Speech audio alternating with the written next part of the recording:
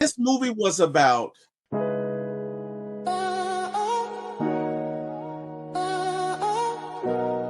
Yeah. Yeah. Lights, camera, action is going down. For my ATL movies, when we run this town with your host, T-Will, yeah, keeping it real. From the A to the screen, you can feel the thrill. Rolling with the classics, we're setting the pace.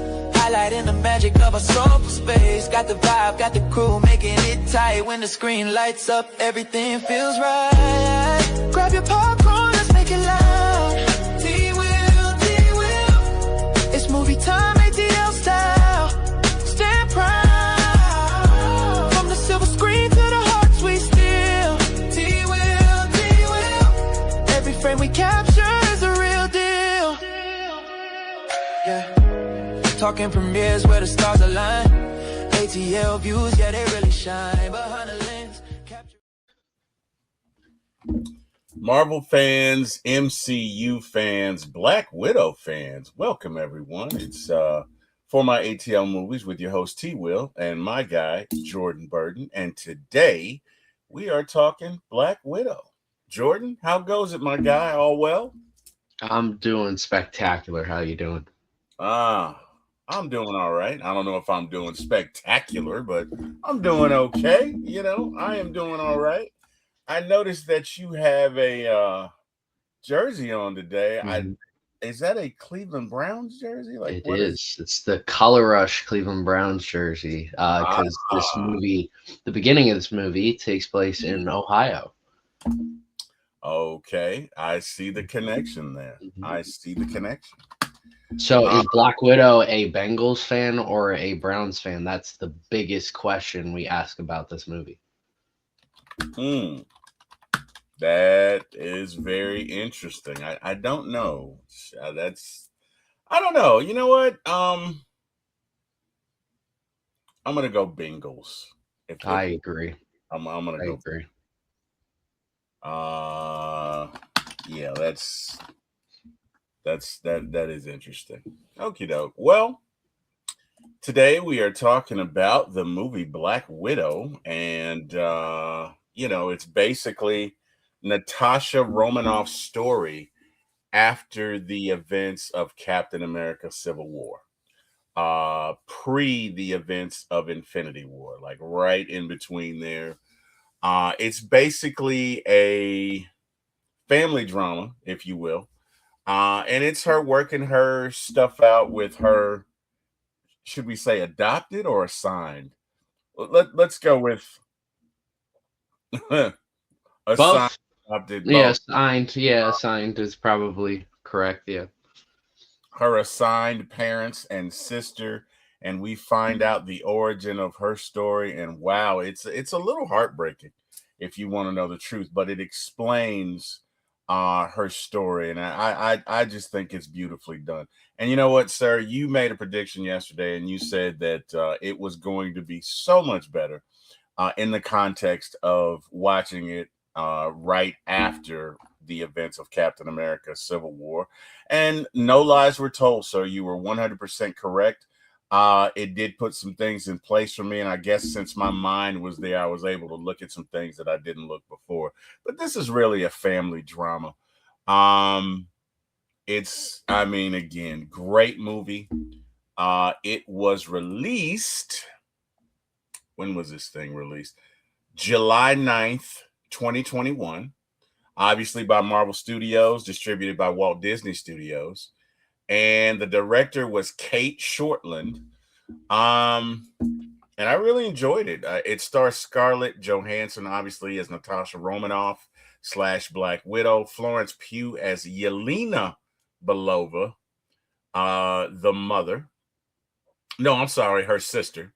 And David Harbour as Alexei Shostakov, the Red Guardian. And Rachel Weisz as Milena Vostokov. I love Rachel Weisz. What movie was she in? It was oh gosh. Oh, what was it? Oh, it was with the song by Coldplay. Oh, I cannot think of that movie. Dun, dun, dun, dun, dun, dun, dun. What was the name of that movie? Oh God. Oh, I can't think of it. Jesus. Hold on, man. I gotta look this up. I know she's in The Mummy. I love her in the Mummy movies. And she's also in Lovely Bones, which is a depressing movie. Very much. She's It's also Confidence. Confidence. That's the name of the Okay. movie. Confidence. Let's see About a here. confidence game. But I love Rachel Weisz, and I loved her in that movie. Anyway, sorry about that. Did not mean to cut you off. Ray Winstone as Dreykov, aka the Devil. Olga Korylenko as Taskmaster, and O.T. Fogbanle as Rick Mason. I think Rick Mason is I don't know. Let's call him. I guess he's a mixture between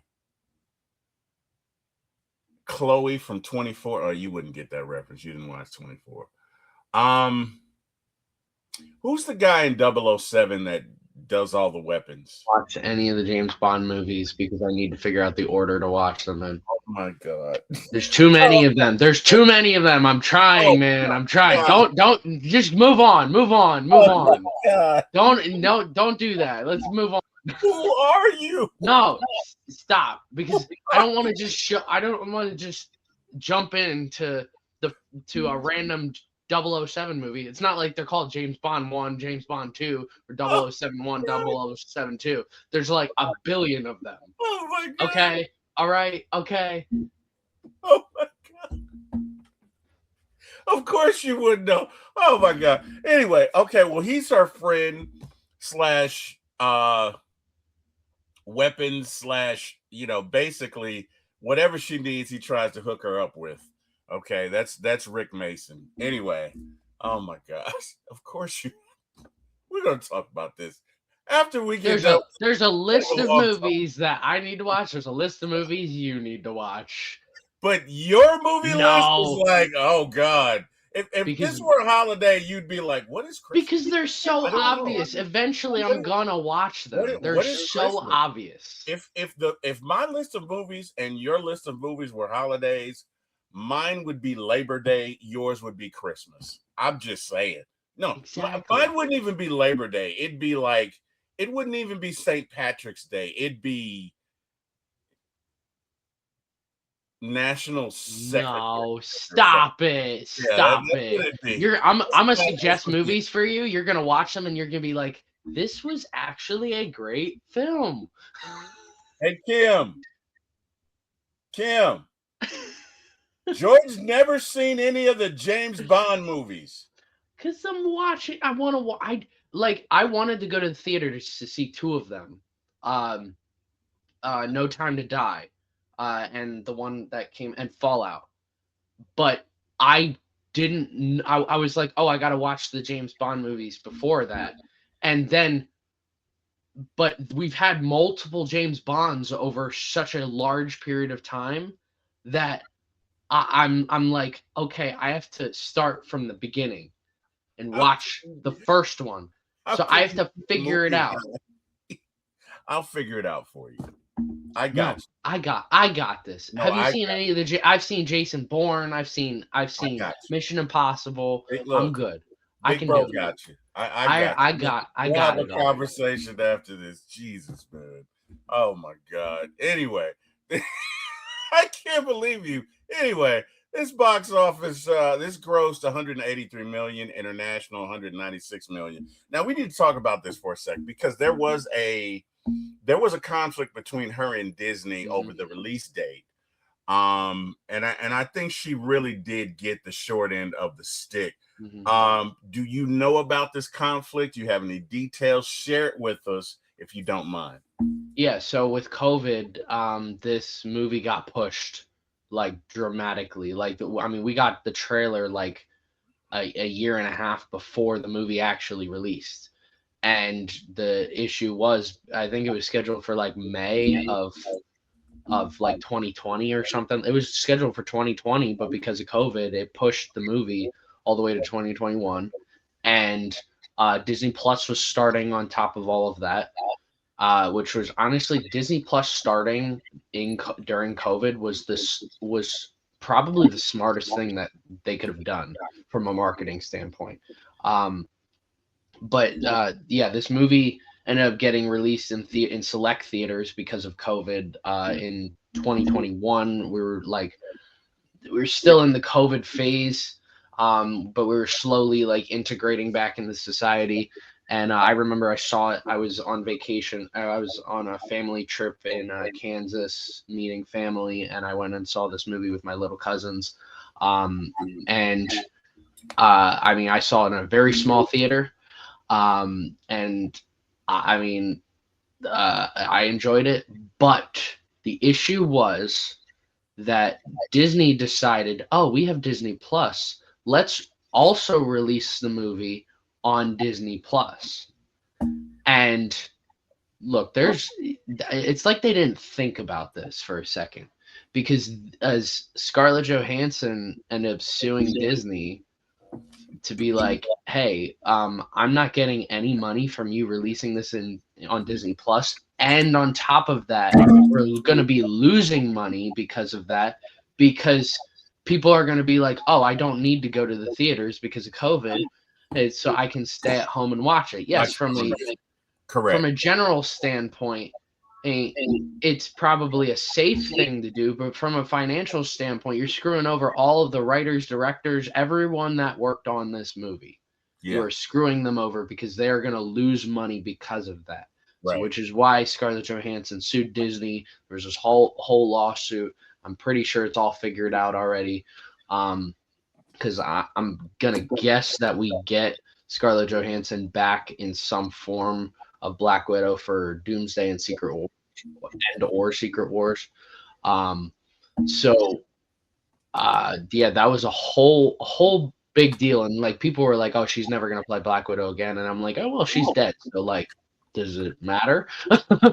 But yeah, so on top of all of that, there was just so much that plagued this movie. I mean, this movie was in development since like phase 1-ish. Like the idea of it was phase 1, but phase 2 is when people were like, oh, let's do a Black Widow and Hawkeye movies. But both Black Widow and Hawkeye got pushed so much that we ended up getting the movie of Black Widow and a show of Hawkeye, which was just, I mean, it shows her origins, which is great, and but it's also like a sequel to like what she's currently going through. Right. So I mean, this and on top of that, you release this movie. This is the dumbest thing that they could have done. You release this movie after Endgame.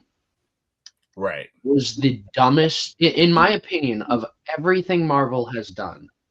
Everything. And I think they've clearly done great. I mean, they're the most profitable franchise ever with the MCU.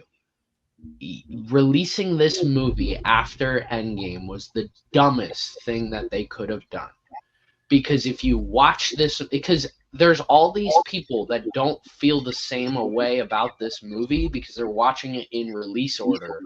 Mm-hmm. And the average person's going to watch this in release order.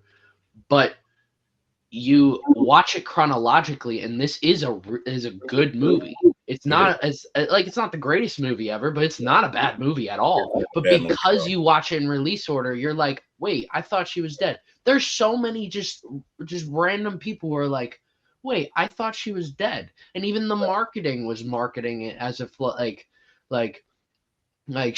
almost like she sacrificed herself and now she tells her story. And I'm like, like, really? This is what we're doing? So yeah, the overall, I feel so bad for Scarlett Johansson specifically, because she's worked in this role so long, and then she dies in Endgame only to then get her own movie.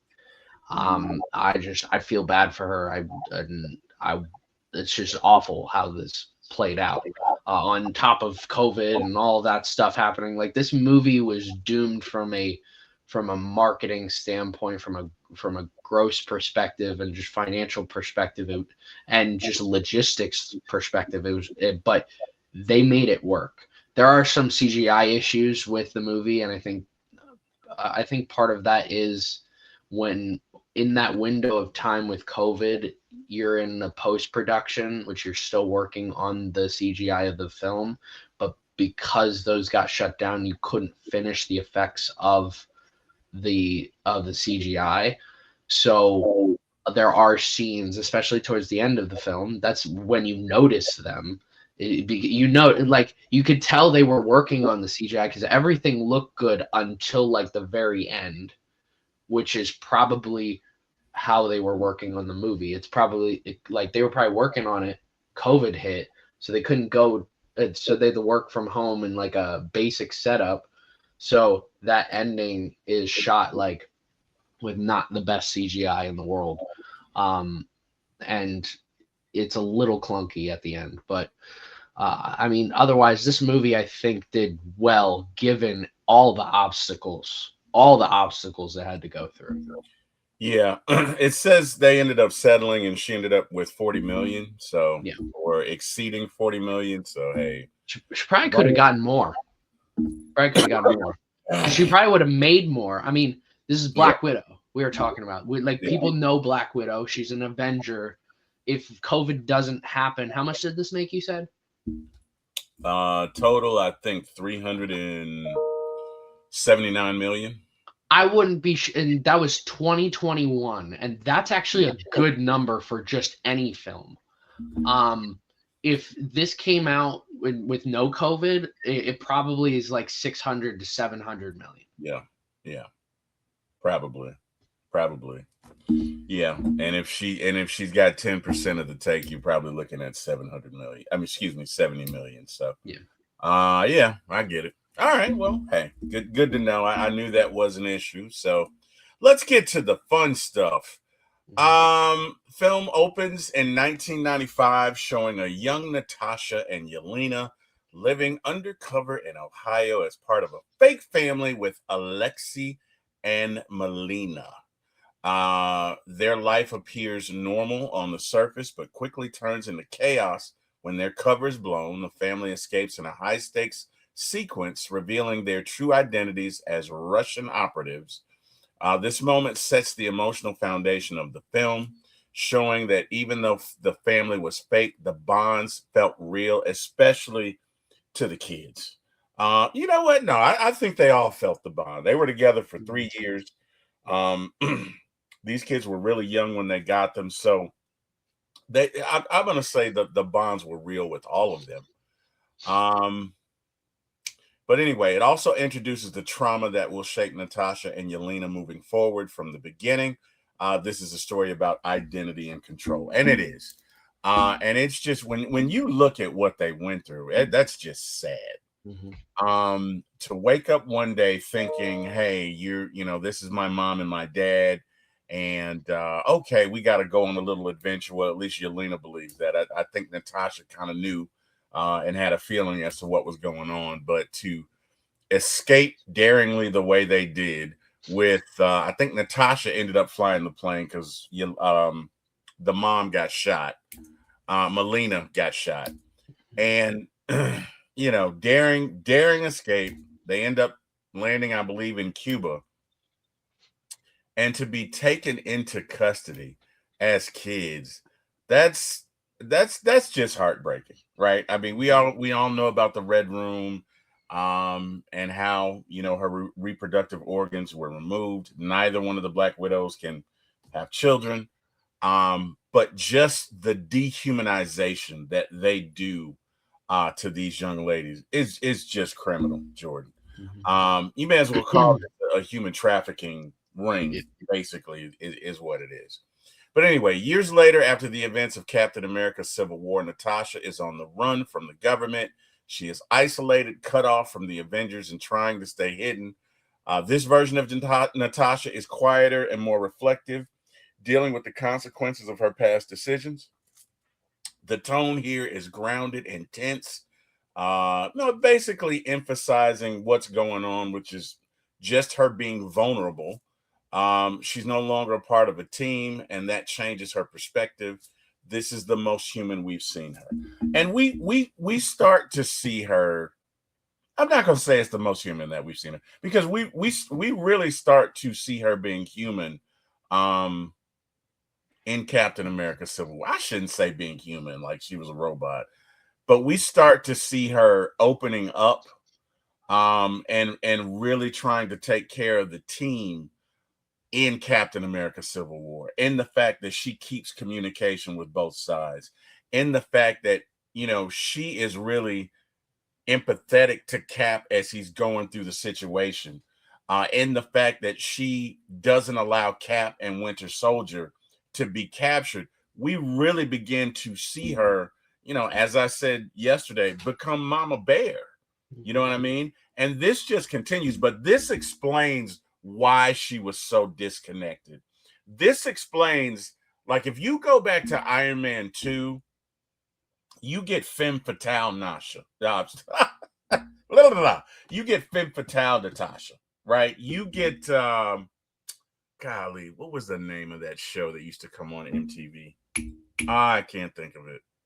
But she was a Femme Fatale assassin type, basically no feeling.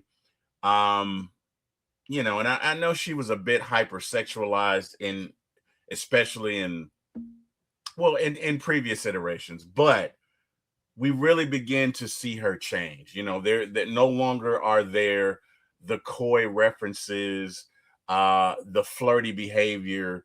It's just a more grounded version of Natasha, and she really has accepted these folks as family, right? And another theme of this movie to me is just redemption for her past sins, because we find out something that she did that was really bad prior to going over to Shield. But anyway, excuse me, I've been talking way too much. Jordan, give me your feeling, your thoughts on where we are in this movie thus far. I mean, I love the opening is great, because this is one area that I always just felt disconnected with Natasha and Clint, just because I know the backstory behind Bruce and Thor and Tony and Steve. I know their backstory. I know what they were like.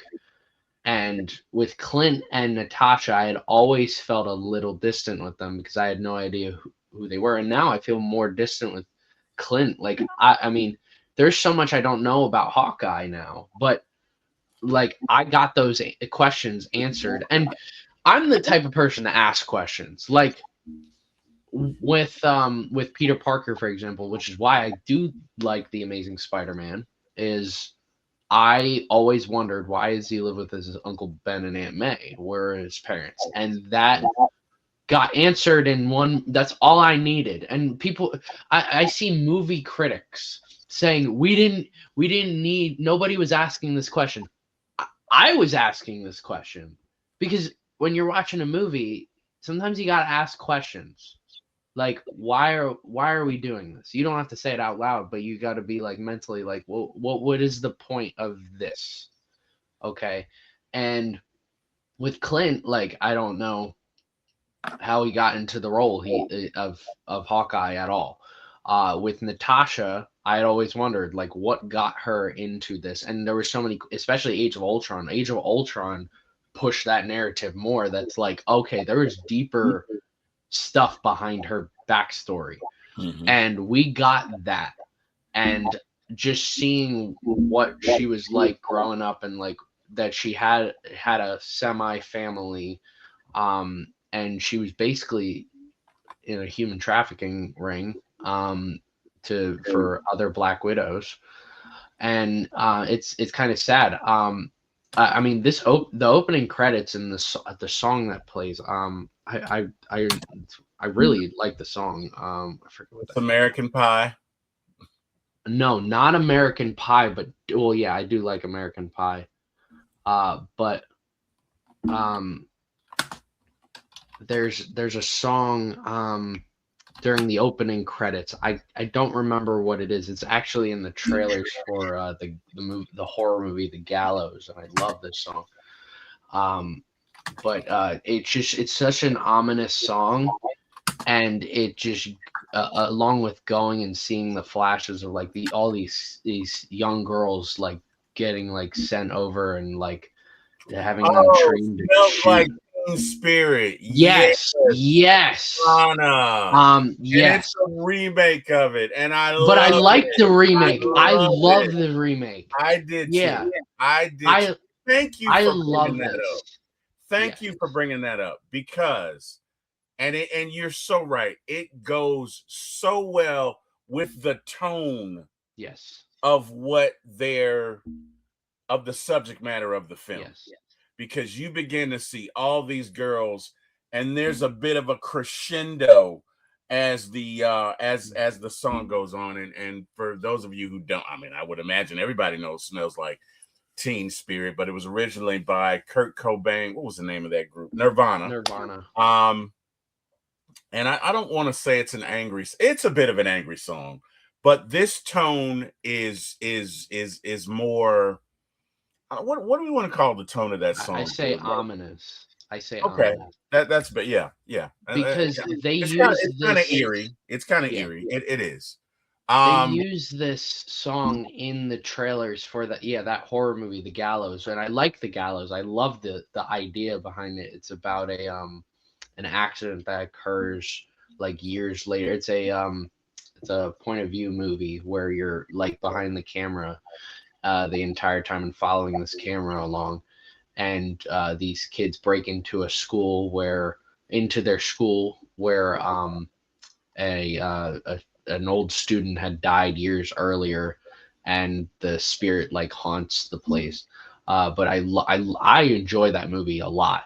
It is creepy, but the trailer for The Gallows has that specific version of Smells Like Teen Spirit, and it always got me. That was like, whoa, this is like a creepy song, and it's really good too.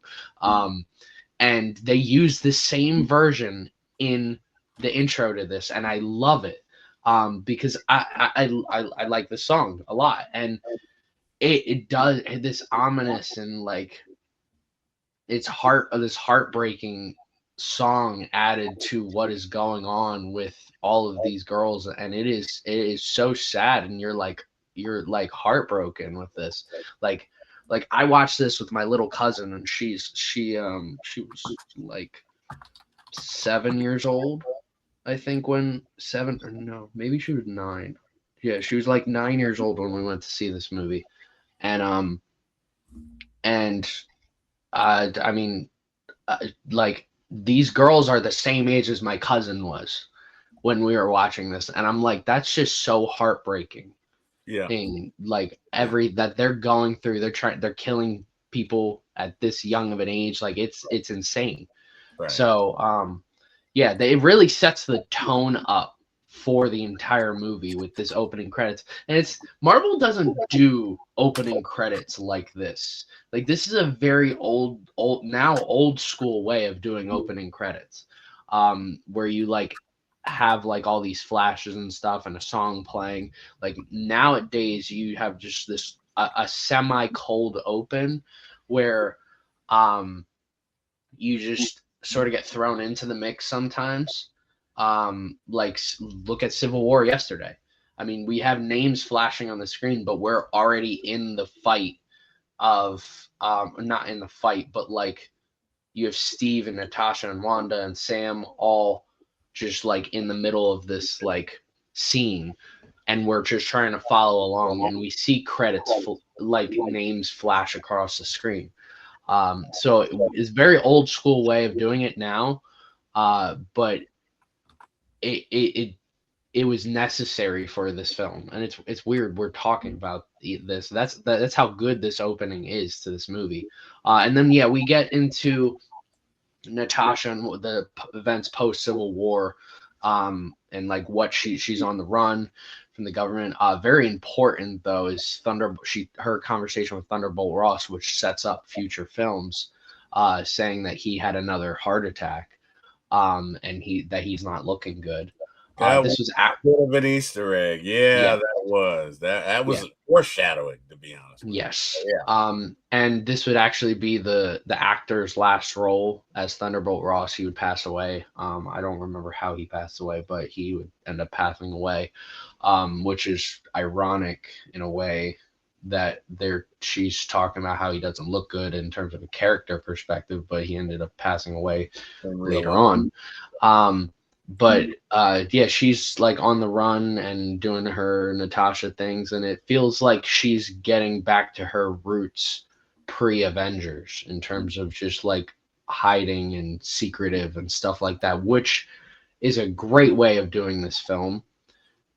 This is the very latest I would have released this movie is post Civil War, because it does bring her back to her roots inherently, so like her being on the run, her being alone and stuff. This is how she was pre-Shield. So this is, and the entire time we've been following her is during her time with Shield. So there's a sense of like going back to the beginning with this film. Okay. I'm not laughing at what you said.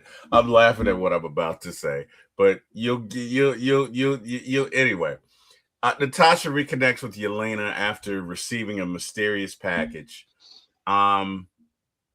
She receives this package. She's living in a trailer that's operating off of a gas-powered generator. The generator dies. I think she goes to get some gas, although I think it was intentional, because on her way on the bridge to get some gas, she gets attacked by Taskmaster. And wow, what an entrance, right? And Taskmaster she's not the main antagonist in this film, but she is an antagonist. And she is the villain that can copy or mimic anyone's moves and then feed it back to you.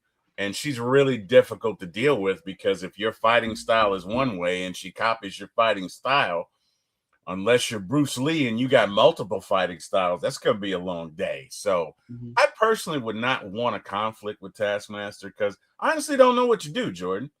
I mean, unless you have weapons, like fighting her straight up, good luck with that.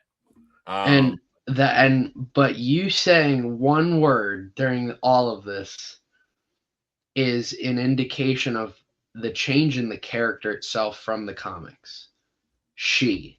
Yeah. Because we hint that it eventually, we find out that that's what's his name's daughter. Dreykov. Yeah. Dreykov's daughter. Yeah. Which was something that was referenced in the first Avengers. Now, there would, if there was one part of the first Avengers movie that we were just waiting way too long to get resolved, is the Dreykov's daughter line that Loki says to Natasha. He says Dreykov's daughter, and I'm sure there are. I mean, that movie made over $1 billion. The first Avengers movie. I'm sure like 900 million of that, those people who spend the 900 million on it have no idea what the heck he's even saying, or what he's even talking about. Right. And it finally gets paid off in this film. That like, okay, Natasha was in Budapest, which another line from the first Avengers that gets paid off in this. We know what happened in Budapest, where she's talking to Clint. She's like, feels like Budapest all over again, and Clint's like, you and I remember Budapest way differently.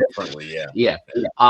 And she was setting off a bomb to kill Dreykov, and it ended up killing quote unquote his daughter. So, but she knew the daughter was in there. As a matter of fact, she used the daughter as bait to get him there. Yeah. And this is something that keeps her up at night, because it would keep me up at night. You're talking about a child. Yeah. And so, a lot of this is redemption. Go ahead. I'm sorry.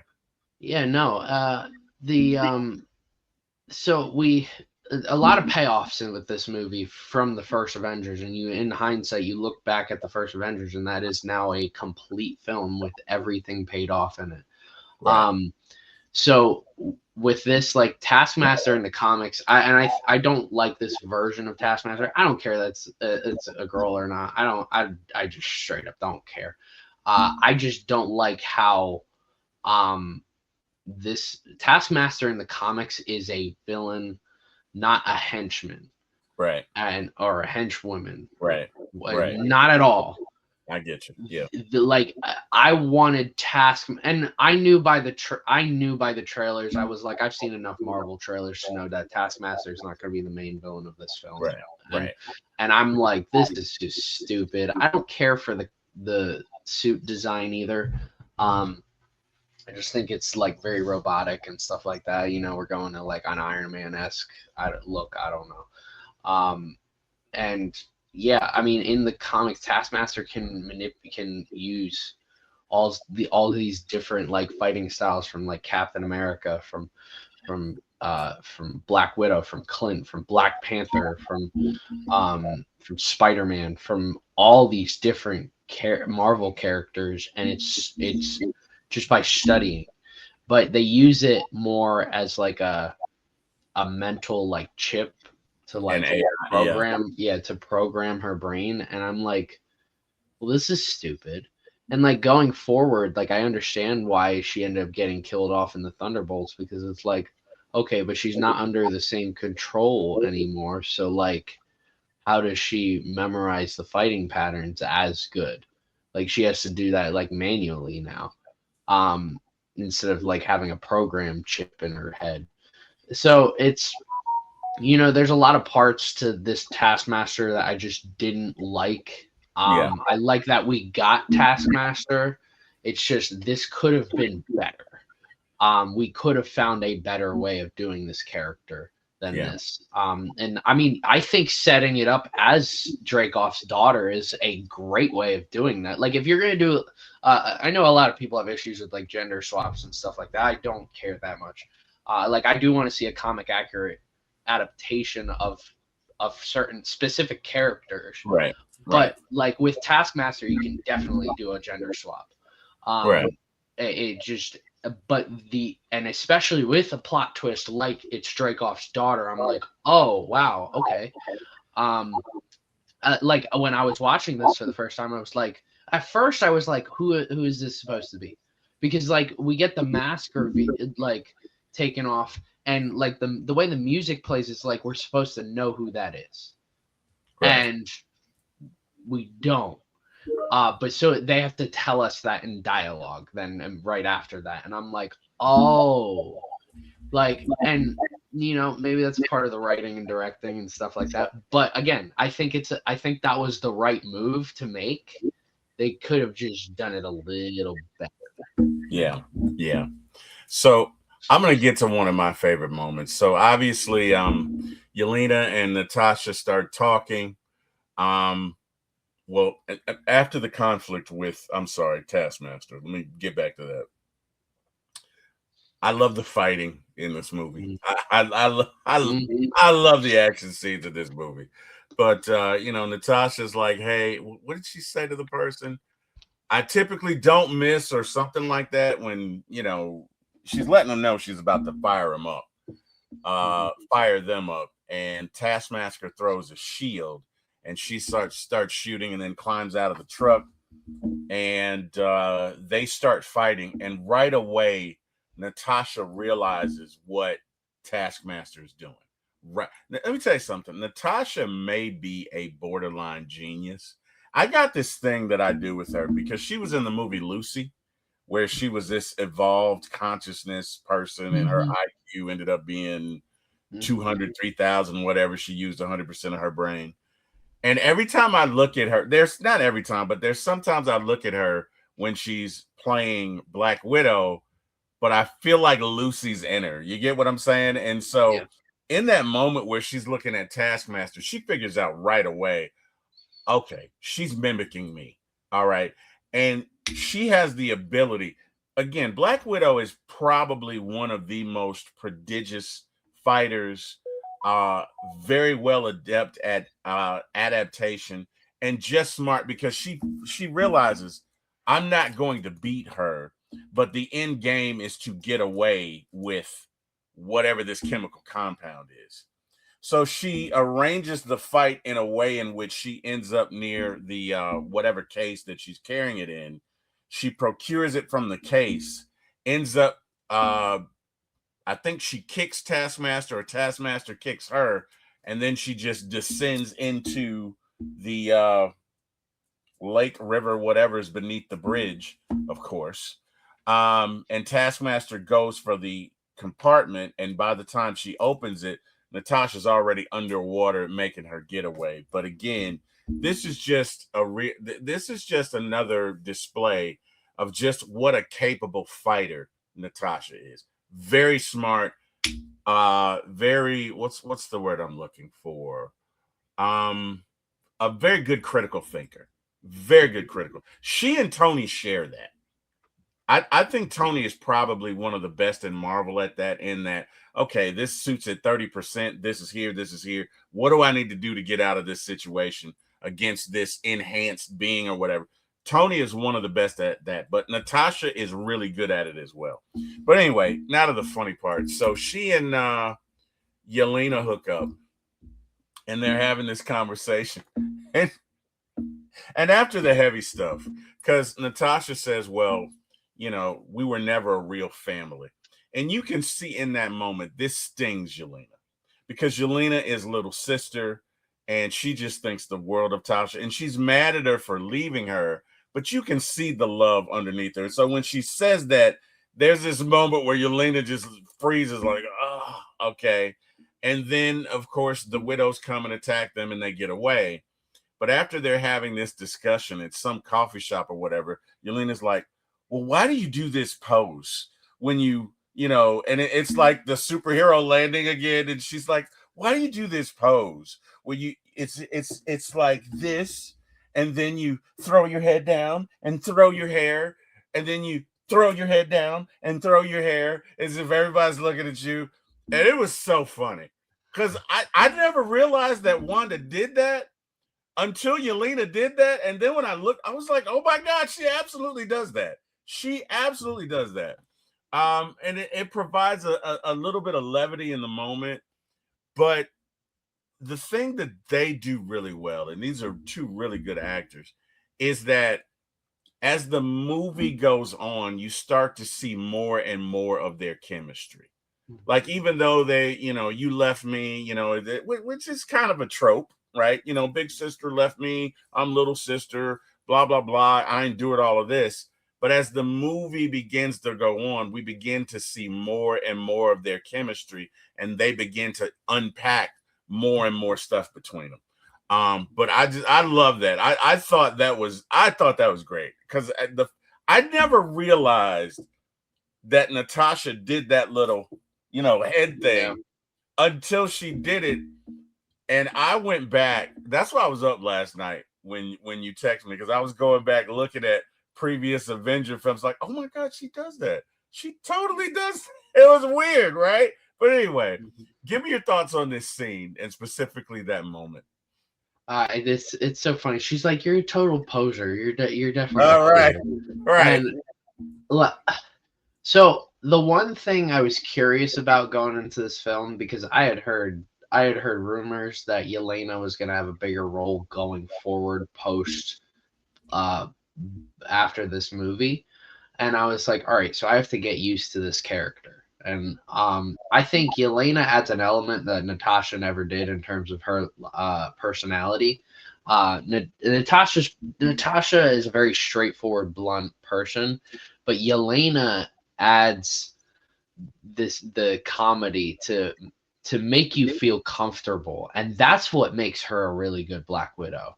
Is that she did this in Hawkeye with Kate Bishop, where she's literally making macaroni and cheese, and she's like having this fun conversation. You think it's a fun conversation, and she sounds genuine, but she can kill you. She's talking about killing people, and but she just makes everything so relatable in the moment, and there is a level of like comedic relief with her. I mean, there's comedic relief with her and David Harbour in this, and Yeah. David Harbour is really funny. He's just so Red stupid, and Guardian.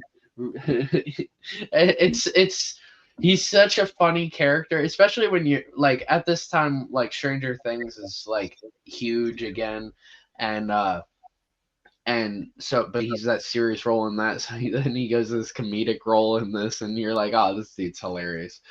But Yelena adds a relatable funny. It's not like forced like Red Guardian. And just having these two interact, we have this chemistry together, this big sister, little sister dynamic, and we can understand and feel that. And that's what I get from having them on screen together. And I wish we got them on screen more together, but this is probably going to be the only time that happens unless we get Secret Wars and Doomsday, one of those movies. We could get a little scene, but I doubt that. But yeah, I love their dynamic with one another.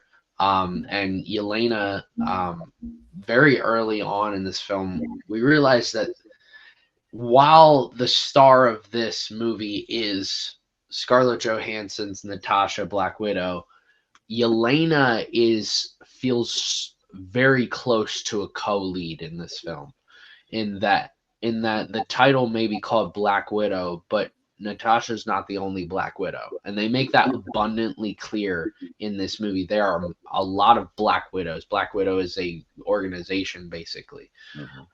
It's just Natasha is the Black Widow, and Yelena is also a Black Widow. So, I love the dynamic between the two of them. I think both Scarlett Johansson and Florence Pugh. Florence Pugh is great in this role. Yes. And I like them both on screen together. Yeah. And you're on to something when you say she uses humor to disarm people. But she's very good at disarming people anyway, because in the opening scene in Thunderbolts, she does that to the pharmacist, chemist, or whatever in the lab. She's really trying to put him at ease, even though, yeah, he's gonna die. So she does a good job of that. And going back a sec, when she kills her target in the opening scene, and the target disperses the antidote, and then she realizes who she is, and she's like, oh my God, you begin to see that these people are basically being held against their will, that they know what they're doing. And most of them don't want to do it, but they don't have a choice, right? Which is just even more sick and twisted. But yeah, I think Yelena, that I really like the chemistry between the two. And there are moments that are really funny. And I think this is another thing that this film does well. When they're on the helicopter going to get Red Guardian, and she says, I have this vest and it has pockets. And she's being little sister, right? She's being little sister there. And Natasha's like, whatever. And she's like, you don't like my, you know what I mean? But it's like Natasha sees that she needs this validation. So she's like, it's a great vest. And she's like, it is. It has pockets in it. But it's them relating to each other, but falling back into big brother, little brother things, right? Like, and it's funny because my brothers and I do this. Now, again, I'm 7 years older than Eric. I think I'm 9 years older than Victor. And it doesn't happen often because we're grown men, right?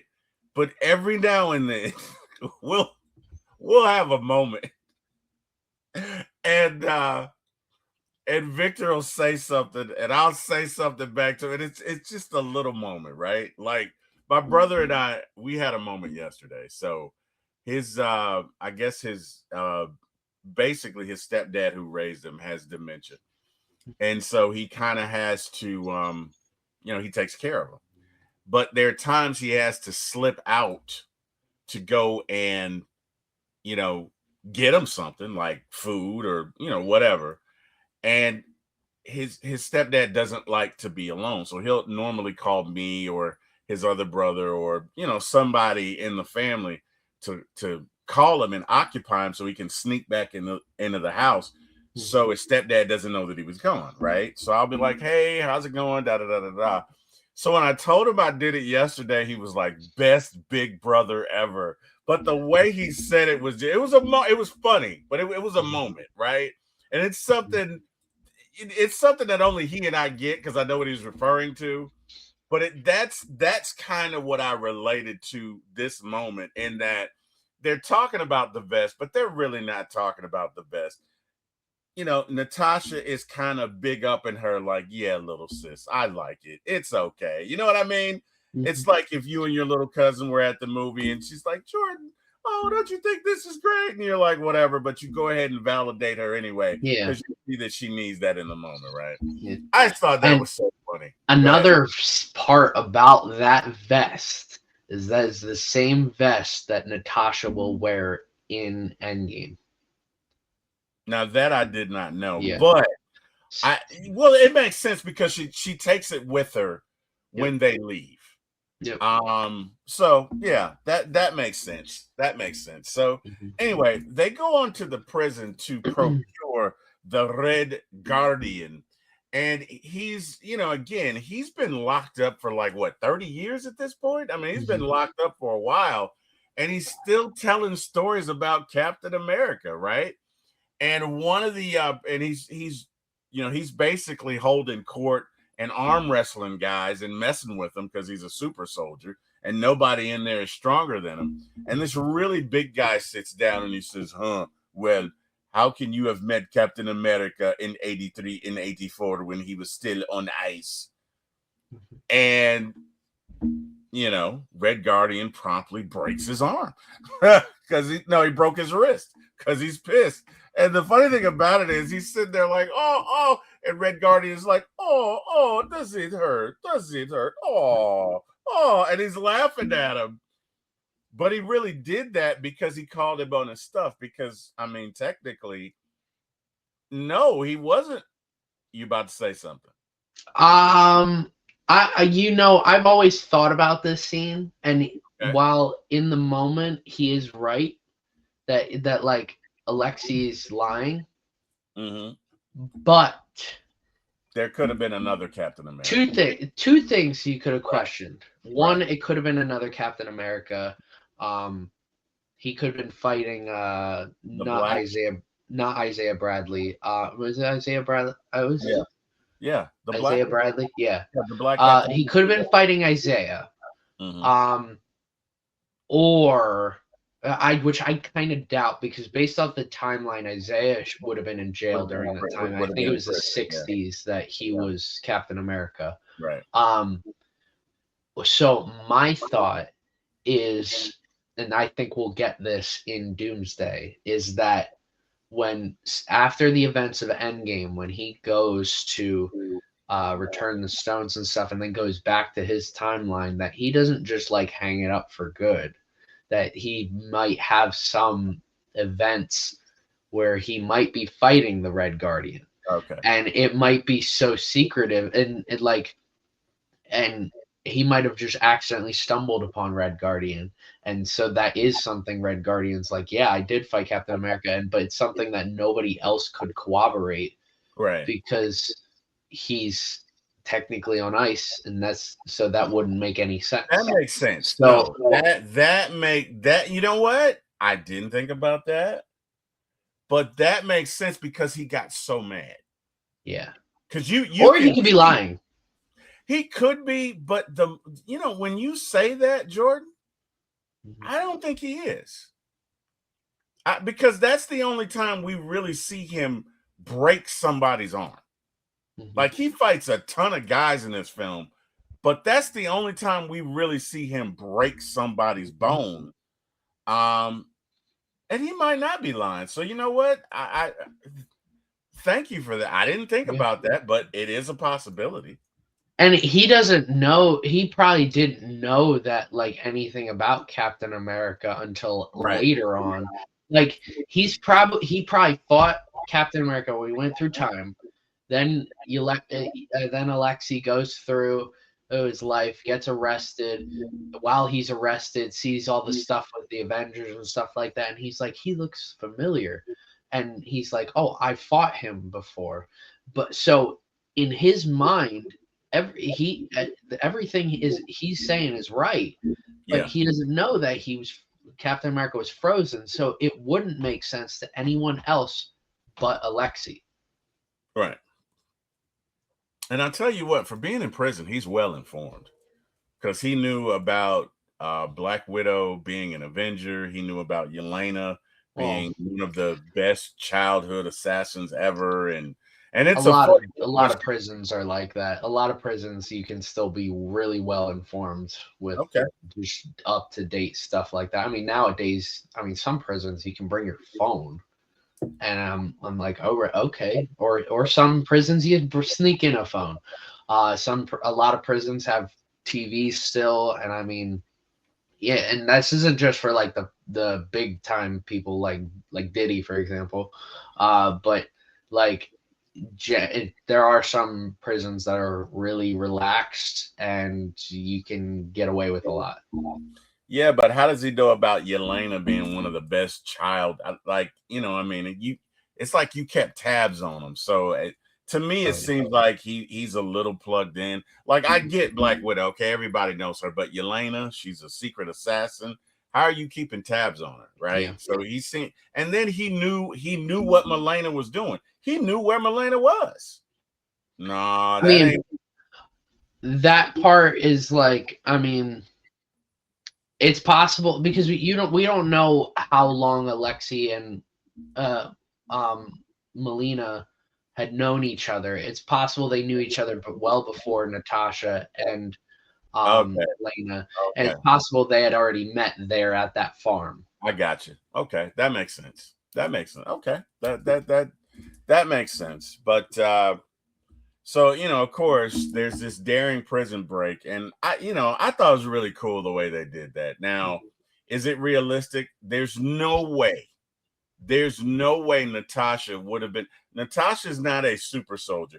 There's no way she would have been able to pick up this 285-pound man with one arm and catapult him to the point to where they both could crawl up. So that's crawl up the rope. There's there's no way. Look. I will say this. I have a lot of family who are in the health field, and a lot of them have to lift 300-pound men with one arm. Sometimes yes. Not like I think there's a little bit of an exaggeration with this. Yeah. But and obviously there's also a wire which allowing her to, like, she's not fully lifting him up and also going up. She's just holding on to him and someone else is pulling her up. But I will say this, like, and she's also a skilled fighter. So like I'm sure she has them. I mean, who knows how strong Black Widow actually is.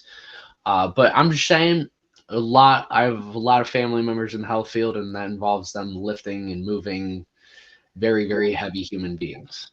Well, I mean, again, if you're standing and using your base, you can fire crawl anybody, or fire carry. I get that, but just deadlift, you know what I mean?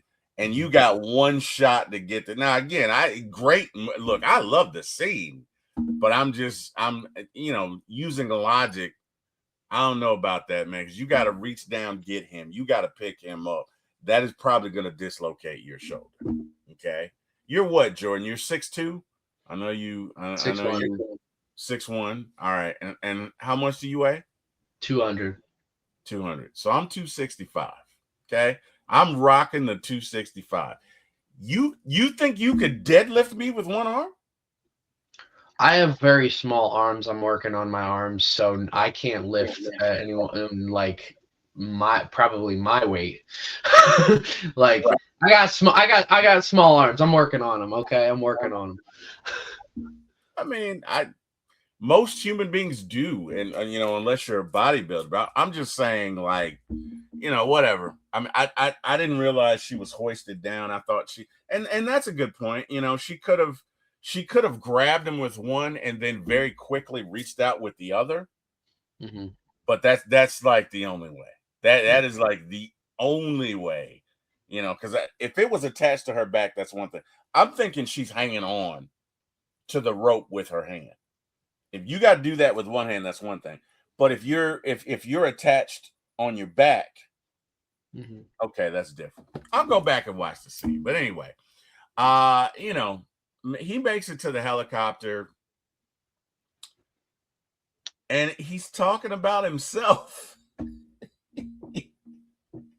He's not, he doesn't realize that these young women who were his daughters are pissed at him for, number one, leaving them, right, and abandoning them.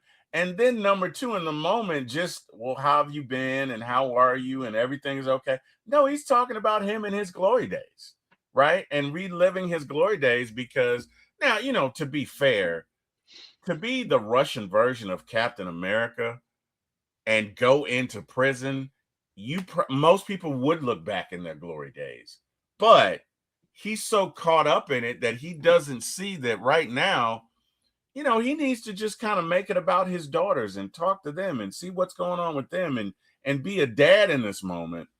And it's just funny because it just gets worse and worse to the point to where Yelena was like, can we drop him? Can we drop him? And Natasha goes, no, I think you need to be a little higher. I think you need, you know what I mean? And you know, but underneath, you can feel that the love is there. You know what I mean? You can feel it. They do a very good job. These are very skilled actors and actresses because they do a very good job. Even though they're pissed in the moment, you can feel that there is love there and there is something real there. And it comes out when he lands the helicopter and they're walking towards Melena's residence or whatever. And he grabs Yelena to hug her and she holds him for just a sec. And then she pushes him away. But you can see in her face that she really needed that hug. Mm-hmm. You get what I'm saying? Like they do a great job. Even in Melena, you know, as we see her commanding these pigs, by the way, which we'll get into later, but she sees them coming right away. And she picks up, now that gun that she picked up, I don't believe she could have fired that weapon because I think that thing would have knocked her shoulder off. This thing was bigger than her. I mean, this gun is huge. So, you know, but anyway, she looks through the scope and sees them. And you get the sense that anybody else would have been dead as fried chicken because, you know, this isn't her first rodeo. She's not just going to let anybody come upon her. But they all end up being there across the fence from her.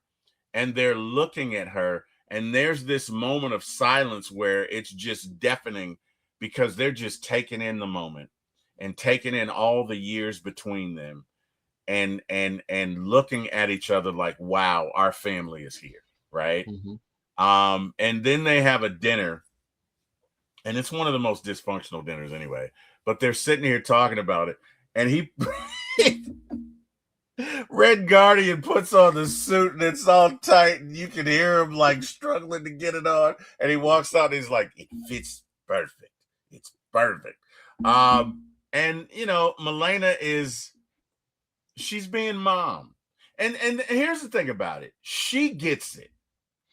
You know what I mean? Where Red Guardian is kind of caught up in his, you know, in his own, he's just a big old goof. Clearly he loves them, mm-hmm. but he just doesn't know how to express it, right? But Melena gets it. And so she's encouraging them in the ways as if they're children, but she remembers their strengths and weaknesses. Mm-hmm. And you can see this as they're holding court and having dinner. And Natasha has a moment was like, well, we weren't a real family. You guys weren't real mom. You just need to get us to the red room. And Yelena. It was real to me. It was real to me when she says it was real to me. Like, and she gets up, but you can see she's having a moment, right? It's like Cindy Brady. You can see like this is too much for her, and she gets up and walks in a room, and Red Guardian comes in there, or Alexi comes in there. He's talking to her, and he starts to sing, "Oh, bye bye, Miss American Pie," and she starts to laugh, and they have a moment. You know what I mean? They have a moment, and I thought that was really great, right? Because all dads sing to their daughters. Even if you can't sing, all dads at some point in time sang to their kids, sang to their daughters, and this is just them having a moment, and it's the calm before the storm. Because as Alexi and Yelena are having that moment, Natasha and Milena, whatever her name is, they're sitting at, and Milena says, "I'm sorry, they're on the way," right? And letting her know that the folks are coming there to get her. And right off in the moment, I was pissed. I was pissed because I'm like, you hadn't seen these girls in 30, and you do that. You are a piece of crap. Blah, blah, blah, blah, blah, blah, blah, blah, blah. But we find out later that this was all a part of her plan. But anyway, been talking way too much, man. Give me your thoughts on this moment here and what's going on. I like having this scene because just having this family together, that like they clearly know that they're not a family, right? But they had family dynamics at one point, right? And that at one point they did love each other, right? It may have been fake, but there were moments where they felt real, like they knew they had a role to play, and they may have played the role a little too good. So like Natasha may be saying none of it was real, but Yelena's speaking what Natasha is feeling. That at one point, like Yelena's speaking the truth in this moment to the whole family, saying it was real to me. At one point, it was real to every single person in this room. Right. You may say it wasn't, but it was.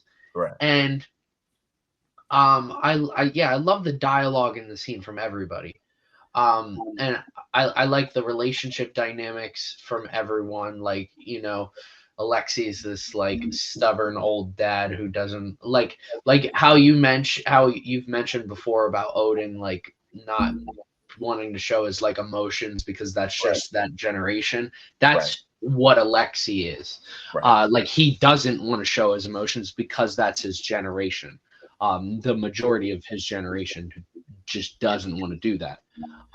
So he hides behind his like self-centered or like talking about himself because he doesn't want to he wants to show how high and mighty he is instead of showing his emotions to bring him what he thinks is lower of him.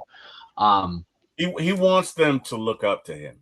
Yes. He wants adoration. Like, I don't think he cares about anybody else in the world, but to his daughters and to his fake wife, he wants them to hold him in high regard. Mm-hmm. And then once they give him that, I think then he will, okay, now I can disperse my love.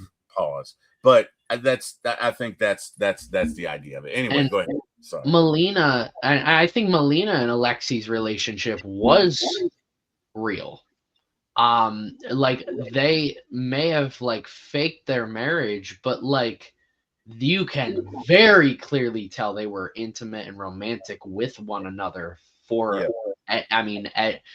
because they get together and it's like they never left. Right. Like that's the dynamic I see from them. Yeah. And it's the same thing with Yelena and Natasha, where it's like when they're together, it's like they're sisters again. So there's just that there's that somewhat disconnect between parent and child, between these parents and these children, because of what they went through and what like the parents had to tell them it was fake, but even the parents knew that it felt real. So it was real in a way, right? Yeah. Because they did love them, right? It's different if you're around somebody, you can feel if they care about you or if they don't, right? But They did love them. They weren't their biological parents, but in every way they were their parents. And that is, when think about how confusing that is to be in one moment, you're loved, you're in this bubble, you're with this family, and then the next moment it's torn asunder and you're taken to the red room and you endure all of these horrors. You gotta feel angry, but underneath it all, you gotta feel abandoned. Yeah. You gotta feel abandoned. So they need to come together to have this dinner to resolve, or at least start the conversation to resolve. I don't think it's realistic to think just because you get together and have a 30-minute dinner that everything's going to be resolved. It's not, right? But you start down the path. You acknowledge what happened. And that conversation needed to happen. And Yelena needed to say, it felt real to me, because we're being honest, it felt real to all of them. But again, these are Russian operatives, and not to speak into stereotypes, but Russians, at least in this sense, in this industry, in the spy industry in general, are not the most touchy-feely of people. So they're hiding underneath their feelings. They're hiding underneath their pride, because a lot of times they've had to suck it down and just deal with it. Pause. You get what I'm saying? Anyway, go ahead, Jordan. No, and this whole entire dinner scene was great. Also showing, which would be later hinted at later, Melina with the pigs, having a pig come over and like not be necessarily pets, but test subjects in terms of like having them do commands and stuff. She even has a pig say stop breathing, and the pig literally stops breathing. And it's, for me, I never really connected the two. When I'm watching a movie, my brain shuts off. Like I don't like, people are like, I'm sure there's a lot of people that were like, oh, it's very clear like what's going on, that like Melina's technology was used to control the Black Widows and stuff like that. But like, look, my brain shuts off. I just saw a pig stop breathing out of nowhere. Like I'm just like, oh, okay, that just happened. I was like, this is kind of weird. I was like, come on. I was rooting for the pig in that moment. I'm like, yo, can you stop the pig from stopping breathing? Like, come on, man. But obviously this technology will then get used to control all the Black Widows, and that's the one technology that is controlling all of the Black Widows. But then we get into the conversation between Alexei and Yelena in the bedroom, and it was a nice father-daughter moment in this movie. And it sets up really great the dynamic that they're going to have in Thunderbolts, because that was a relationship I really liked to see in this, based off of this scene. And I was so glad to have seen that in the Thunderbolts. And I mean, we saw it was very dramatic in the Thunderbolts, and I loved it. Yeah, no, it's a great ground zero launching point for their relationship, to your point. I don't know, but it sets up. I really enjoyed that. I really enjoyed the father-daughter moment when he starts to sing to her, because she does a great job of just cracking that egg. Like, you can, she hears the song, she sits there, she kind of has this blank look on her face, then she starts to remember. Then you halfway see a smile, like, I don't want to smile, but okay. And then she just comes out and smiles. And it's like he looks at her like, there's my baby. There's my little girl. He doesn't, this isn't said, but that's the feeling you get, right? And then, of course, Dreykov's goons come and attack them, and they're all taken into custody. And I'm thinking, what a monster of a mother you are. Like, Jesus, lady. Oh, I hated her in that moment. And they get there, and Dreykov, and Dreykov, let me tell you, Dreykov is a monster. Dreykov is really just a, there's nothing good I can say about him. You know what I mean? There's nothing good I can say about that man, other than the fact that he died. You know what I mean? Mhm. I'm like Jack Nicholson from Batman. Frankly, I'm glad you're dead. Mhm. New Joker products. Get them while you can. Frankly, I'm glad you're dead. Like he just really was a bastard. Mhm. Specifically in what he did to his own daughter. Now that's a terrible father. Okay, yeah, you wanna have a match for who's a terrible father between he and Thanos? Have at it. That guy's terrible. I mean, he really is the monster of all monsters. I just really don't like this guy. He just oozes ick. But anyway, um, they've got Yelena on this room and he's talking to um what he thinks is Melina. And then all of a sudden, Natasha does the Mission Impossible thing and pulls off the mask. And I wouldn't have gotten away with it if it weren't for you meddlesome kids. No, I'm kidding. But she pulls off the mask, right? And he's like, "Oh, I know it's you." Da da da. And they start having this conversation. And he says, "I'm no." I think he said it to Melina before she revealed she was Natasha. That we're going to go into her brain and remove all of the bad parts and find out what happened, right? Because he feels like even though she was hit with the antidote, that she's a defector, and he wants to know what caused it, so Melina can remove it, so the antidote doesn't work anymore. What do they need to do to make these guys immune to the antidote? I think that's really where he's going. And Melina is there, and I forget how she gets it in her ear. Was the piece already in her ear? Probably, yeah. I think it was already in her ear.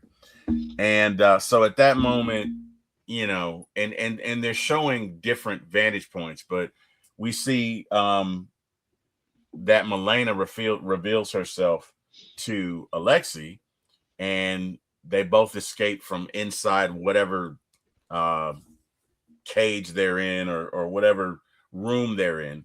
And she basically says to Yelena, "Hey, there's a 4-inch blade inside your right pocket. Get it out." And she uses it to escape. And all of a sudden, the escape is on, and Natasha tries to attack Dreykov. Thank you. And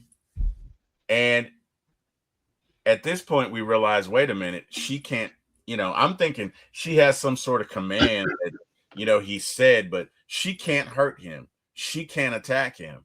And he says, yes, I have these pheromones that I exude, and they protect me from you, right? And we're thinking, oh God, oh no, they're not prepared for this. What's going to happen?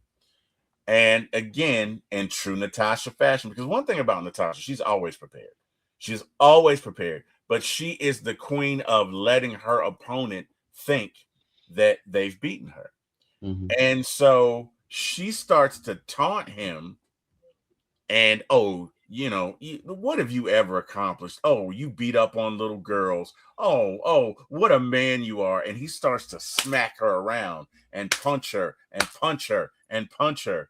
And finally, as he's done hitting her and she's standing up in front of his desk, she says, "You almost did it, but I'm going to help you out." And she smacks her nose, and she breaks her nose, but she also disconnects, what was that, the nerve ending in her nose or whatever, Yes. right? Was it the nerve ending? Yep. And so the pheromones would no longer work, and she starts to kick his butt. But before before the fight can start, he hits the emergency button and he releases all of the Black Widows to come and attack her. And he says to them, kill her and make her suffer. And, basically she's taken on all of these Black Widows, and she's holding her on for as long as she can. But these are Black Widows. They are just as capable as she is, but they're younger. And initially, she takes them all down, but guess what? They get up. And again, she knows that they're not in control of their own actions. So she's not trying to kill them. But during the conflict, they all overtake her. And just as it's about to get really bad, Yelena throws the antidotes, a bunch of them in the room, and basically the chemicals dispersed and they all come back to themselves, and they're like, okay, and she tells them to leave and get on this craft or whatever, and so the escape is on. And anyway, I've been talking way too much. You take over. Go right ahead, sir. Yeah, so like, all right, the whole pheromones thing was just, I don't know, that was odd. I guess it was like I don't know. I don't know how I feel about that. I was just like, all right, this feels random. But this whole scene is like a take on like abuse in general. Like the way just Dracoff like goes to like smack her and like Natasha flinches. Like also I don't know. Natasha is like, when I think about like female empowerment within the MCU, I think about Natasha. Like she is a strong, independent woman within the MCU, and I don't think she would have flinched, but that's my own personal opinion. I think she's flinching to draw him in. I don't. I think she was caught off guard, and I don't think she was. I think at that moment, I don't think she. I think she was just like in shock. But then she ended up putting two and two together. Very smart to like cut off the nerve ending in the nose to then not be able to basically smell the pheromones. That it makes total sense in that moment. And it goes to show the extent of like, look, she's willing to do anything. She'll break her shoulder just to like go and like save someone. She'll do anything, and that's what makes her a really cool character. Like I was like, I remember watching the movie. I'm like, what the heck is she doing? And I was confused, but then I was like, oh, this is really like well done. We see Taskmaster, and it's revealed that Taskmaster is Dracoff's daughter. Again, that was a plot twist I was not expecting. Just was not expecting that whatsoever. But it makes total sense. And I mean, it's basically not his daughter anymore because he's like controlling her and stuff like that. The one thing I didn't like about just Dracoff's reveal altogether is like we never saw what he looked like, and I feel like there was more to his story, like how he got into the situation and stuff like that, and I just felt like he kind of showed up at the end here, and because he basically did, he just showed up at the end. We knew all this about him, but we had no idea what he looked like. But that was the whole thing. It's like we don't know what Dracoff looks like. I felt like it was a little underwhelming, maybe.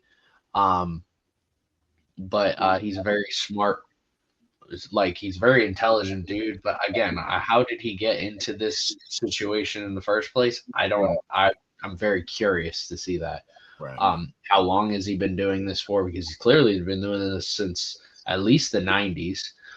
He could have been doing this I mean, he's probably been doing this for well before the 90s, because I mean, to have Natasha and Yelena and Alexei and Melina all together, like, I mean, he's been doing this for a while, but it's like, why is he doing this? How is he doing this? And it just, there's times it feels like a mustache twirling villain. But like, and he's like doing it for like political affairs to like, basically be a corrupt leader of the world and stuff like that, and infiltrate governments and stuff. And I'm like, what's the point of you doing all of this? That's really where I just didn't care for his villain all that much. I think he's just an average villain to any movie whatsoever. So, but yeah, very smart scene. And yeah, seeing Natasha, like I was trying to figure. I was like, all right, because this movie is a prequel setup and it's a bridge movie. We know, like, I mean, as you're watching it, you're like, oh, she's not gonna. When you're watching it the first time, she's like, oh, well, she's gonna live in Endgame, so it's like whatever, and Infinity War. But like when you're watching this in the moment, you're like, all right, how is Natasha gonna get out of this? Like, you have all of these Black Widows, so that Yelena comes in to basically save her and stuff. But yeah, it's a very tense final scene here between Dreykov and Yelena and all of that, just emotionally intense. Yeah, definitely. And then that goes into like one of my favorite scenes. So all chaos breaks loose. I think Milena damaged one of the engines or whatever, or destroyed one of the engines, which basically put the whole raft into free fall. They're up in the air, by the way, which is why they couldn't find the red room, but everything begins to fall. And so at this point now, the objective is, hey, just get off this rock alive, right?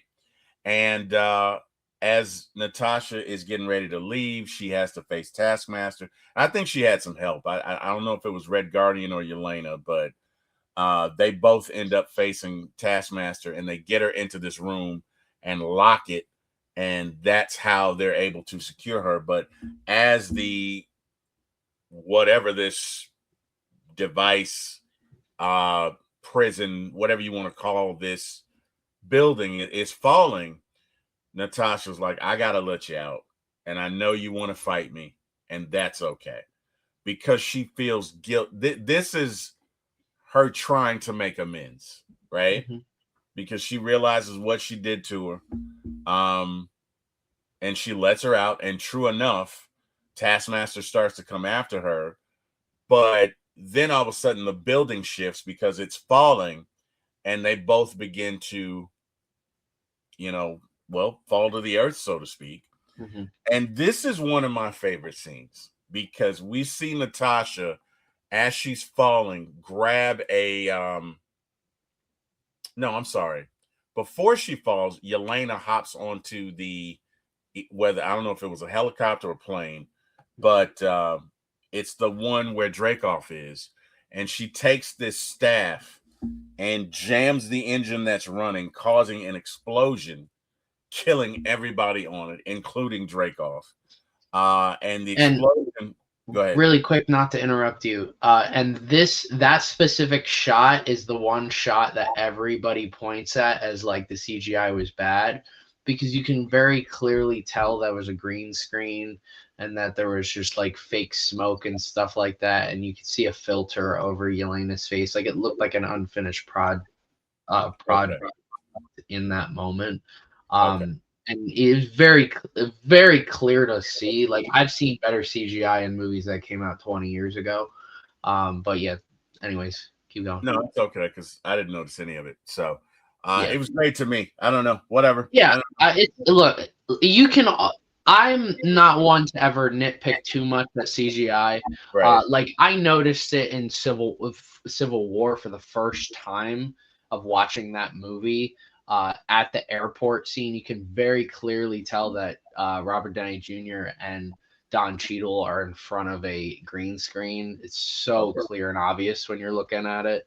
But yeah, I don't like to nitpick all that much. That was something that the internet was poking fun at and stuff, like saying like, oh, look, this was so bad. Yeah, they also were in the middle of COVID and had so many restrictions. So like, I don't think it's that bad.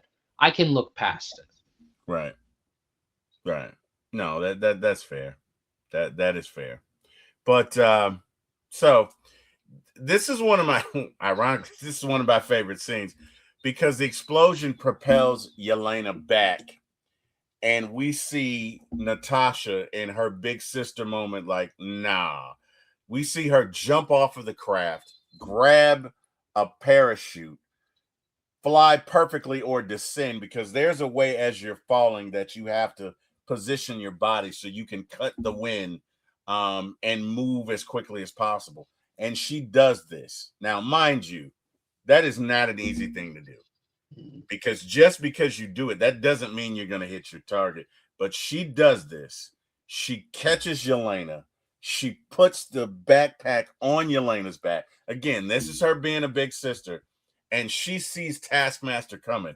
And one of the great things we see is as Taskmaster is kind of falling and descending, she hops on this projectile and uses her sword kind of as a ski, as a guide, as a way to maneuver about, and then hops off, and she's descending towards Natasha, and Natasha pushes Yelena away so that Taskmaster will come after her. And just again, brilliant moves in the air as they go about having conflict or whatever. I really love the way they did that scene.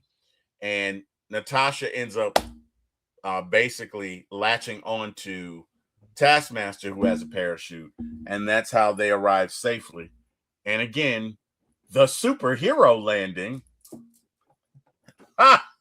Anyway, I don't know if she did it, but I think about it every time.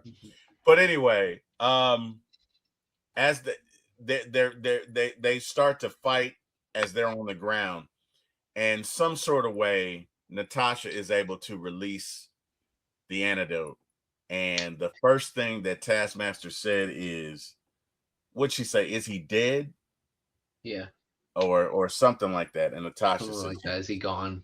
Yeah, is he gone or something like that? And we see in this that even his daughter did not have her own free will. That even his daughter was basically his puppet, which for me, puts him right up there with Thanos as the worst father in Marvel. Yeah, like I was thinking more of like him being, because he's definitely up there. Like honestly,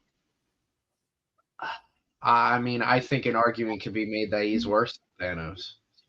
Because, like, at least with Nebula had the free will to walk away. Versus his daughter didn't even have the free will to walk away from this. That's just awful. Like, she had no free will whatsoever. Right. Was Thanos abusive? Yeah.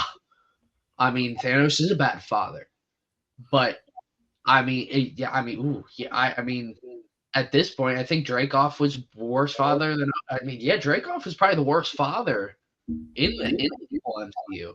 I mean, because like at least all of their children, like Thanos is like Nebula and Gamora, and then with Odin, with Thor and Loki, at least they all had free will to walk away if they wanted to. Right. And Nebula and Gamora eventually do that. They have because that's how they get into that moment where they're going after their father, is they have the free will to walk away. Thor, Odin, Loki, or Thor, Hela, and Loki, they all had the free will to walk away. But like, she didn't even have the free will to walk away. And that's what makes him the worst father. I mean, I think I forgot him because I think I just view him as a forgettable villain. But as a father, he's by far the worst that I can think of any of the movies or shows. He's terrible. Yeah, he's just awful. He is gum on your shoe. Terrible is what he is. But anyway. So okay, then all of a sudden the widows show up and they have a moment with Yelena, and they collect Taskmaster, and in which I thought that was kind of, it's a moment of solidarity, but I thought wow, they're having a moment.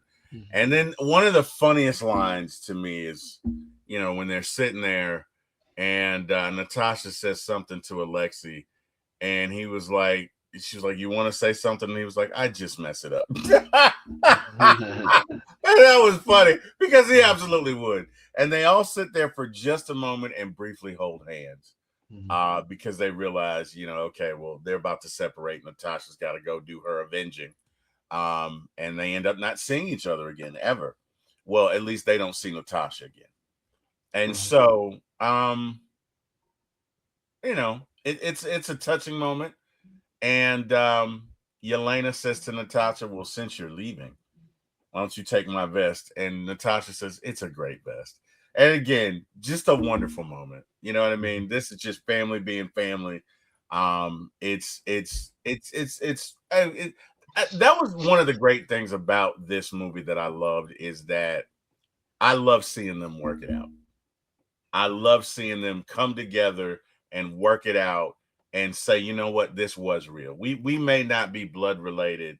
This may have been an undercover thing, but damn it, we are family. Because family is, it's what you make and with whom you make it. And whether you're blood related or not, that's family. And Natasha says to her, well, I didn't know I had two families, but I do. And now that this one is okay, I got to go work on my other one. Yeah. And again, it brings home the theme that she's being Mama Bear again. You know what I mean? Because she says, hey, I have to go and get my family, right? I don't hear anybody, and even though I know all of the Avengers feel this way, I don't hear any other character refer to the Avengers, and I'm talking about the core six, as family. Yeah. I don't hear Cap do it. And it's not that they don't feel that way. I just never hear them say it. Yeah. Right. So Natasha really is being Mama Bear here. And this is just her character arc continuing. So I love that moment. I thought it was great. She then goes to see her buddy, who gets her a real life plane. And he's like, this is what I can do when I have time and money. And, she tells him the line about, hey, I got to go and see about my family or whatever. And it's kind of sad because we realize this is the last time we're going to see her alive. Like, this is the last moment, even though we'll see her chronologically in Endgame and in Infinity War and Endgame. But it just feels like, for whatever reason, this is the last time we're gonna see it. That's why I'm saying, just when you're watching this, don't even think that this isn't the last time. Well, I did do that up to that moment, but I couldn't help it. Like I couldn't help it. Like, in that, it just, I'm not gonna say it felt like the scene to Old Yeller. I don't even know if you saw Old Yeller, so I don't even know. I brought when it I up. was young, when I was really young. I haven't seen it in so long. Well, at least you saw it. Thank God for small miracles.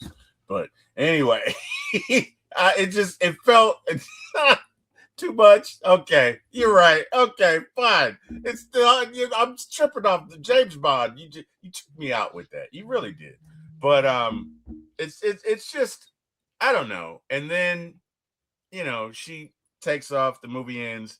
And then in the final credit, we see Yelena at her grave. Let's pause there. Let's not even talk about that. I didn't. In fact, when I watch this movie, I don't even watch the end credit scene. You don't? Okay. I don't. All right, that's fair. Because I don't. Again, when you're watching this chronologically, I don't like to. I just ignore the end credit scene. I'm just and plus, we don't really need it. You need it for Hawkeye. And Thunderbolts. That's really it. Otherwise, we don't need it. We can just move on. Okay. So, in the spirit of moving on, I really enjoyed this movie a lot more this time when I watched it. And not that I didn't enjoy it before. It was a good movie. But I really enjoyed it this time. Because you're correct. If you watch this chronologically, it's a great movie. Mm-hmm. It is a great, great movie. I have nothing bad to say about it. So, as far as ratings are concerned, I gave it well, I'm gonna let you guess this time. You said it's a great movie? I did. I'm gonna guess I'm gonna guess your favorite number, 8 out of 10. Yes, you are correct. You are correct. Oh my God, bro! Come on, you're gonna give Infinity War an 8 out of 10 at this point. Oh man! Oh my goodness! Oh, it was great. It was a great movie. I enjoyed it. It was. I probably got 58 out of 10. I got a lot of 8 out of 10. God, I'm looking at this whole list. I look really high and there's an 8 out of 10. I look really low. There's an 8 out of 10. Where are you putting this? Oh my God, I don't even know. I don't even know. Let me see.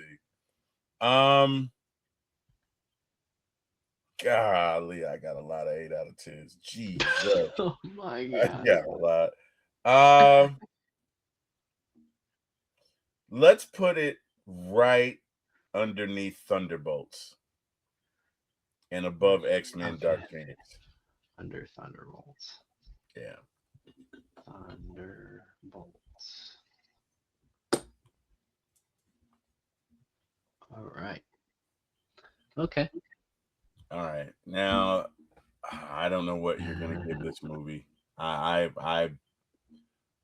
gonna guess you're gonna give it. I don't know. I'm gonna guess you're gonna give it either a 7 or a 7.5. I'm gonna go 7.5. Yeah, I'm gonna go 7.5. I like I said, I've always liked this movie. I think for other people, this movie is going to age really well because they'll be watching it chronologically. And for me, I've always had the same feelings about this movie because when I first saw this movie, I specifically rewatched Civil War before seeing this movie because I needed to get my mind in the mindset of where I was in the events of Civil War. Right. So when I saw this, I enjoyed it. I've always had the same feeling. My feeling has not changed. My rating has not changed. I gave it a 7 out of 10. I think it's a good movie. I have it just below X-Men Apocalypse and just above X-Men.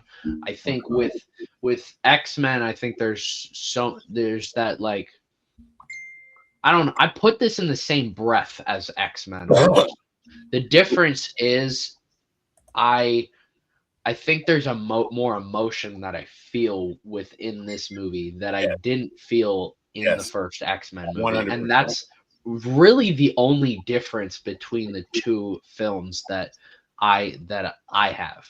But yeah, I gave it a 7 out of 10. I think it's a good movie. That makes sense. That makes total sense. Yeah, no, that makes total sense. So, I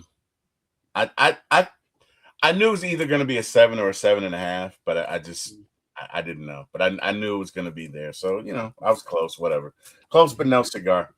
So Tuesday we got Black Panther. Yes, we do. Yeah, I haven't watched Black Panther that much since Chadwick Boseman died. I just have a hard time going back to watch it. Yeah. I used to watch that all the time too.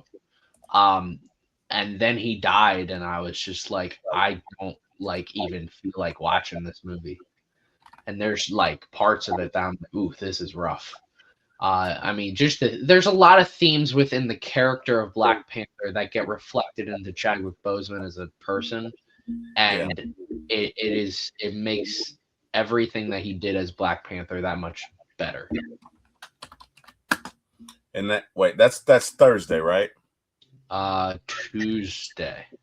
It is Tuesday. Okay, so 3:31 then. Got it. All righty. Well, we are moving right along. We are almost into April, my friend. Yeah. So looking forward to it. But I again, upon going back and reviewing this and looking at this, I really enjoyed that movie. Yeah, I really did. Very good movie, very well done. Yeah, I love what it was about. So again, redemption, working out stuff with your family, and at the end of the day, you can't help where you're from. You can't help certain experiences, so you may as well make the best of it, right? Mm-hmm. But hey, man, great movie. Enjoyed it. So we will see you guys Tuesday again when we do Black Panther. To everyone who will watch this, has watched this, hey, we just enjoy talking Marvel movies with you guys. So thank you for giving us an audience.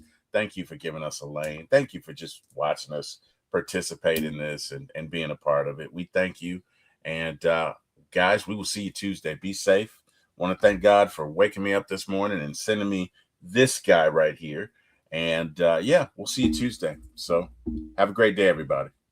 Enjoy your day. This movie was about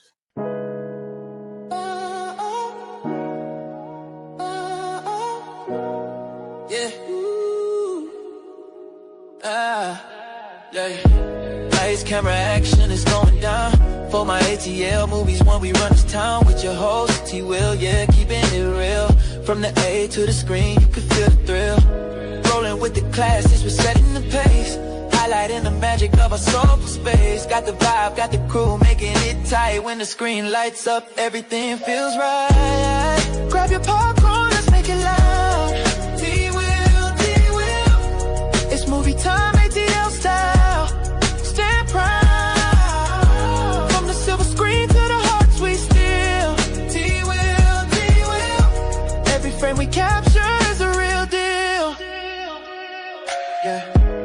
Talking premieres where the stars align. ATL views, yeah, they really shine. Behind the